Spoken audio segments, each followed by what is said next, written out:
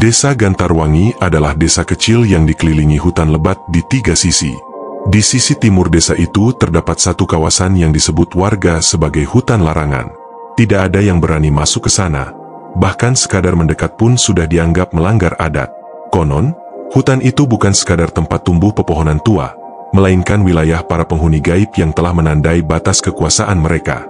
Ardi, seorang mahasiswa antropologi yang tengah meneliti kebudayaan lokal, datang ke Gantarwangi dengan tujuan menggali kisah-kisah tentang adat larangan. Tapi ketertarikannya berubah menjadi obsesi. Ia tidak puas dengan cerita-cerita kabur yang diberikan warga. Ia ingin tahu, apa sebenarnya yang disembunyikan oleh hutan itu? Dari seorang juru kunci tua bernama Pak Somad, Ardi mendengar cerita bahwa hutan larangan dulu adalah tempat eksekusi para pelanggar adat. Orang-orang yang mati tanpa diterima bumi itu tidak dikubur, melainkan digantung di pohon-pohon besar agar roh mereka tak bisa pergi. Mereka terjebak, menjadi penunggu, menjadi bagian dari hutan. Dan karena itu, hutan tidak boleh diganggu. Tapi rasa penasaran Ardi sudah terlalu dalam. Ia mulai bermimpi aneh setiap malam. Pohon-pohon berdarah, wajah-wajah hampa yang melayang, dan bisikan-bisikan dalam bahasa yang tak dikenalnya. Hingga suatu pagi, ia memutuskan untuk masuk ke hutan larangan, dengan kamera dan perekam suara di tangan. "Jangan balikan badan kalau kau mendengar namamu dipanggil," kata Pak Somad saat melihat Ardi bersiap. Ardi hanya tersenyum. Ia tidak percaya tahayul. Ia tidak tahu bahwa hutan itu selalu mengingat nama orang yang masuk ke dalamnya. Pagi itu, kabut belum sepenuhnya naik dari tanah saat Ardi menyusup melewati batas bambu kuning yang ditancapkan sebagai penanda larangan. Hutan larangan tampak lebih sunyi dari yang ia bayangkan. Tidak ada suara burung, tidak ada dengung serangga, hanya hening yang menyesakkan. Seolah-olah hutan itu menahan napas, menunggu sesuatu terjadi. Langkah pertamanya terasa ringan, tapi seiring ia masuk lebih dalam, udara menjadi berat. Pepohonan menjulang rapat seperti dinding, menghalangi cahaya. Kamera di tangannya mulai merekam. Ardi bicara pada lensa, mendokumentasikan setiap langkah. "Aku sudah masuk sekitar 100 meter, katanya, mencoba tenang. Belum ada tanda-tanda yang aneh, kecuali suasananya yang sangat mati. Tapi itu berubah saat ia menemukan sesuatu. Sebuah ikatan tali tua yang menggantung dari cabang pohon, persis seperti yang digambarkan Pak Somad, tempat orang-orang digantung. Di bawahnya, tanah berwarna lebih gelap, seolah-olah pernah ada tumpahan darah yang tak pernah hilang sepenuhnya. Ardi mendekat, mencoba mengambil gambar. Lensa kameranya berkedip, seolah kesulitan menangkap bayangan di tempat itu. Lalu ia mendengar suara itu. Samar, lirih, seperti bisikan. Ardi. Ia berhenti, menoleh. Kosong. "Siapa itu?" serunya. Panik. Tak ada jawaban. Hanya gemerisik daun yang terdengar terlalu sadar. Ia teringat peringatan Pak Somad. "Jangan menoleh jika mendengar namamu." Tapi ia sudah melanggar. Dalam hatinya mulai tumbuh kegelisahan. Ia memutuskan untuk keluar. Tapi jalur yang ia lewati tadi, tidak ada. Pohon-pohon seolah bergeser. Bambu kuning penanda desa tak terlihat. Ia mulai berlari, namun langkahnya kembali dan kembali lagi ke pohon gantung tadi. Hutan itu menutup dirinya.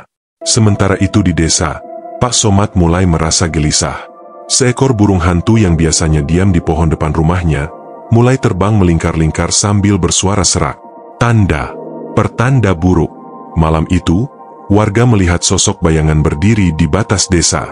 Sosok itu diam, tidak bicara, tapi tubuhnya basah kuyup dan matanya kosong. Mereka memanggilnya, tapi tak ada jawaban. Saat warga membawa lampu, sosok itu menghilang begitu saja. Yang tersisa hanya lumpur basah dan jejak kaki masuk ke arah desa. Pak Somad hanya bisa menarik napas dalam. Dia sudah dipanggil dan pintu hutan telah terbuka untuk kita semua.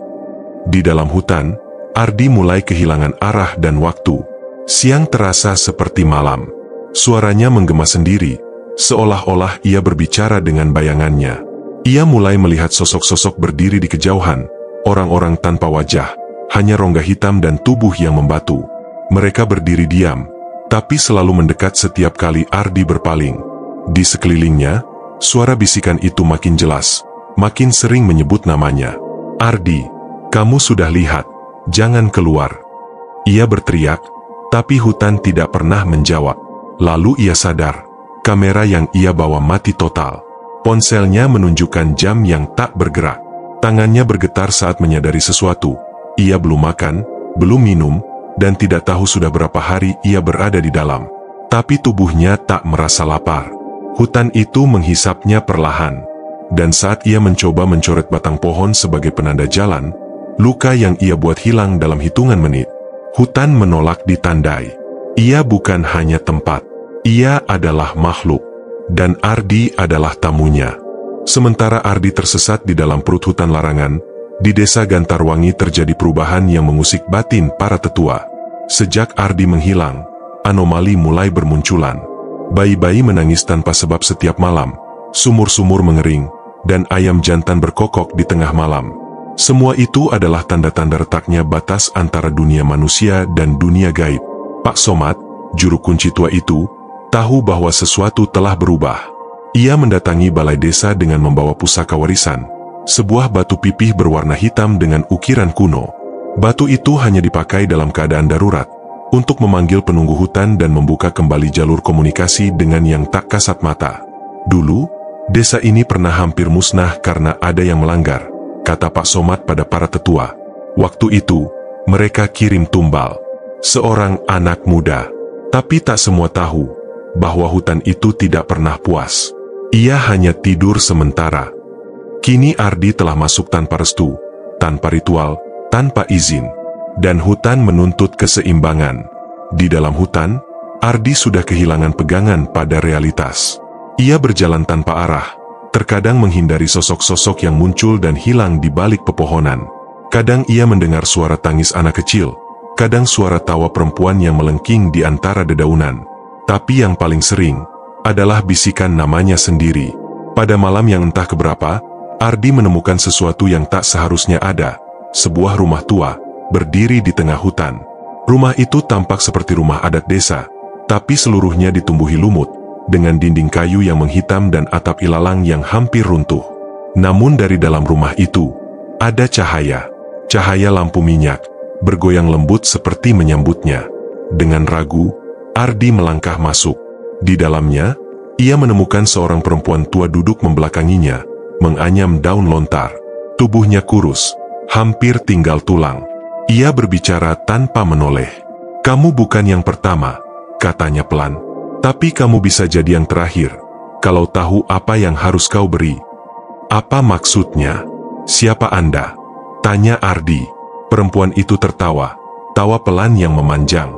Lalu ia menoleh, dan Ardi melihat bahwa matanya tidak ada. Hanya rongga gelap yang meneteskan darah kental. Mulutnya pun robek hingga ke telinga, dan dari sela giginya keluar suara serak. "Tumbal. Hutan ini hidup dari tumbal. Kau pikir bisa masuk dan keluar hanya dengan keingintahuan?" Ardi mundur, tapi pintu rumah hilang. Cahaya mati, dan kegelapan menelannya. Di desa, Pak Somad memimpin ritual kuno di bawah pohon beringin yang dianggap sebagai pintu ke hutan gaib. Ia membawa darah ayam hitam, dupa, dan rambut dari keluarga Ardi yang dikirim lewat pos. Ia melantunkan mantra, memanggil arwah penjaga. Lalu, muncul angin besar, dupa padam. Dari kegelapan, suara berat bergema. Dia melihat yang tak boleh dilihat. Sekarang, dia harus memilih, menjadi bagian dari hutan, atau menggantikan tumbal yang dulu gagal. Pak Somad tahu artinya, seseorang dari luar harus masuk, dan menggantikan posisi Ardi. Tapi siapa yang akan rela? Sementara itu, Ardi terbangun dalam lumpur. Tubuhnya kaku, tapi matanya terbuka. Di sekelilingnya, ia melihat wajah-wajah yang perlahan terbentuk dari batang pohon. Wajah-wajah orang yang mungkin pernah masuk ke hutan dan tak pernah keluar. Mereka semua masih hidup, tapi tidak pernah pulang. Mereka menjadi bagian dari hutan, menjadi akar, menjadi tanah. Bisikan kembali datang. "Ardi, beri kami nama." Ia menggigil, tapi sebuah ide gila muncul di kepalanya. Ia berteriak, "Saya punya nama. Saya bisa kasih kalian nama." Hening sejenak, lalu angin mengerang. "Berikan satu nama, maka kau bebas." Ardi memejamkan mata. Ia ingat seseorang. Seseorang yang ia benci. Seseorang yang pernah menghancurkan masa depannya. Ia menyebut nama itu. Dan hutan tertawa. Nama itu meluncur dari bibir Ardi seperti kutukan. Begitu ia menyebutnya, bumi di bawahnya bergetar ringan, dan dari kegelapan, terdengar jeritan yang bukan berasal dari hutan, tapi dari dunia luar. Sementara itu, jauh di luar hutan, seorang lelaki bernama Bimo, mantan teman kuliah Ardi yang pernah mengkhianatinya, tiba-tiba pingsan di tengah kampus. Tak ada yang tahu penyebabnya. Tubuhnya menggigil, mata terbalik, dan dari mulutnya keluar bisikan lirih, "Jangan bawa aku ke sana." Bimo menjadi mangsa. Hutan sudah menandainya. Ardi terbangun di tepi sungai kecil di tengah hutan. Udara kini lebih segar. Cahaya mentari menyelinap di sela pohon. Tapi ia tahu, ini bukan bebas. Ini cuma jeda. Di bawah kakinya, sebuah kalung berbentuk taring tergeletak. Saat ia memegangnya, kalung itu hangat, dan di dalam kepalanya muncul penglihatan. Sosok Bimo yang berjalan dalam tidur, matanya kosong, menuju batas desa Gantarwangi. Ardi sadar, ia telah menukar nasibnya, dan hutan menepati janjinya. Ia mengikuti aliran sungai, berharap menemukan jalan keluar. Tapi setiap beberapa meter, ia melihat sesuatu yang ganjil, potongan-potongan benda milik Bimo, sepatu, kaos, jam tangan, yang tergeletak di tanah lembab, seolah ditinggalkan dengan sengaja. Lalu ia melihatnya. Sosok Bimo berdiri membelakanginya. Tubuhnya kaku, kulitnya mulai menghitam. Tapi saat Ardi hendak memanggilnya, Bimo berbalik, dan wajahnya bukan lagi wajah manusia. Matanya membesar seperti lubang, lidahnya menjulur panjang, dan ia berkata dengan suara dua lapis, "Kau pikir kau bisa bebas? Kau hanya menukar nasib." Tapi kutukan tetap tertinggal. Ardi berlari, tapi suara tawa Bimo menghantui langkahnya. Bimo bukan lagi Bimo. Ia adalah perwujudan dari kesepakatan berdarah. Di desa, Pak Somad merasakan sesuatu mendekat. Tengah malam, kabut turun sangat tebal. Gonggongan anjing terhenti mendadak. Dan dari arah barat, yang dulu tidak bersambung ke hutan larangan, datang sosok berjalan terseok-seok. Warga yang melihat langsung mundur. Sosok itu mengenakan baju Ardi, tapi wajahnya tidak jelas. Mereka tidak tahu apakah itu Ardi atau makhluk lain. Pak Somad mendekat, membawa sesajen dan daun kelapa muda yang dibentuk segitiga, tanda pemurnian. Ia berseru, "Sebut namamu. Kau dari dunia mana?" Sosok itu berhenti, diam, lalu berkata, "Aku pulang, tapi belum selesai." Ardi memang telah keluar dari hutan, tapi hutan meninggalkan jejak padanya. Ia tak bisa tidur, karena setiap malam mimpinya dipenuhi wajah-wajah yang menggantung di pohon. Ia tak bisa makan, karena semua makanan terasa pahit dan berbau busuk. Tubuhnya semakin kurus, dan kulitnya perlahan berubah warna menjadi gelap kehijauan, seperti lumut. Lebih buruknya lagi, ia mulai mendengar suara. Bukan dari luar, tapi dari dalam tubuhnya. "Masih ada yang harus dibayar. Kau belum bebas sepenuhnya." Ia sadar bahwa kesepakatan itu hanya sementara. Bahwa hutan tidak pernah memberi tanpa mengambil lebih, dan bahwa Bimo bukan tumbal terakhir. Pak Somad memanggil para tetua dan berkata, "Jika tak ingin desa ini ditelan seperti masa lalu, kita harus mengikat ulang batas. Kita butuh penjaga baru, penjaga yang dipilih oleh hutan." Mereka semua menoleh ke arah Ardi yang duduk diam di ujung balai. Wajahnya pucat, matanya kosong. Ia tak berkata apa-apa, tapi pelan-pelan ia tersenyum. Senyum seseorang yang sudah bukan manusia.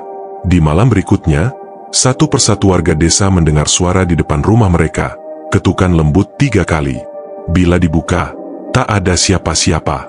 Tapi esok paginya, seekor burung mati akan ditemukan di ambang pintu, tanda bahwa penghuni rumah telah ditandai.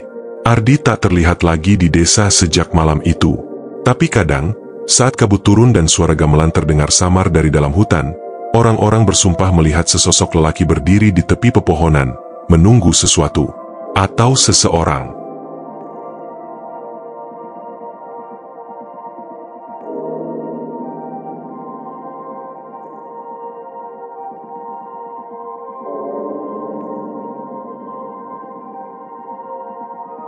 3 bulan telah berlalu sejak Ardi terakhir terlihat di desa Gantarwangi. Tak ada kabar dari keluarganya, tak ada laporan resmi, dan semua dokumentasi yang pernah ia buat tentang hutan hilang. Komputernya kosong, kameranya rusak, bahkan akun media sosialnya seperti tidak pernah ada. Seolah-olah dunia luar menolak mengakui keberadaannya. Tapi desa tahu, Pak Somad tahu, bahwa Ardi masih ada. Bukan sebagai manusia, tapi sebagai penjaga baru. Malam-malam di Gantarwangi kini lebih sunyi. Suara jangkrik pun enggan terdengar. Warga tak lagi berani mendekati batas hutan, meskipun sekadar menggembala kambing. Anak-anak dilarang keluar setelah maghrib, dan sesajen selalu diletakkan di 3 titik: perempatan desa, sumur tua, dan tepi kebun yang menghadap ke arah barat, arah hutan larangan. Pada malam tertentu, angin membawa suara tabuhan gamelan yang sangat halus, seolah dimainkan di dasar tanah. Kadang terdengar nyanyian perempuan, kadang tangis bayi, tapi tak ada yang berani mencari sumbernya. Dan semua itu dimulai sejak gerbang bambu tumbuh kembali. Ya, gerbang itu tumbuh. Bambu-bambu kuning yang dulu ditancapkan sebagai tanda larangan kini merambat membentuk pintu besar, melengkung seperti lengkungan rahim, seolah menjadi pintu kelahiran baru, atau kematian.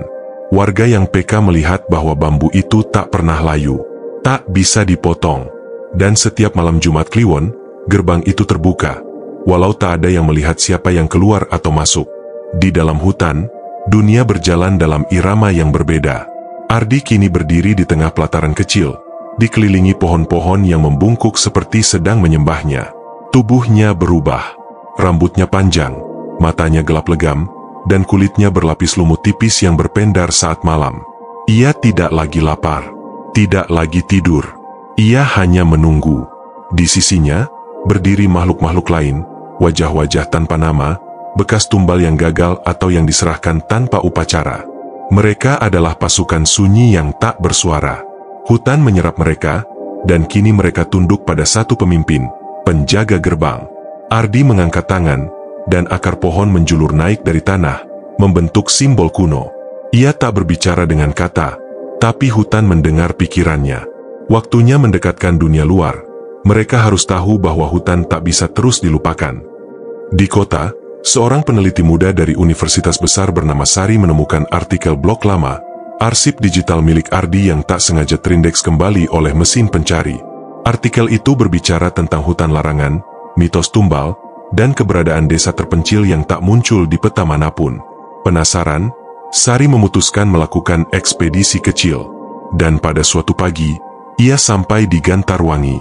Warga menatapnya dengan takut. Tapi Sari justru merasa semakin tertarik. Ia melihat gerbang bambu dan merasa seolah ditarik oleh sesuatu dari dalam. Pak Somad menegurnya. Kalau kau masuk, kau tak akan jadi orang yang sama lagi. Tapi Sari hanya tersenyum. Barangkali memang itu tujuanku ke sini. Malam itu, kabut turun sangat pekat. Gerbang bambu terbuka dengan sendirinya. Tak ada angin, tak ada suara.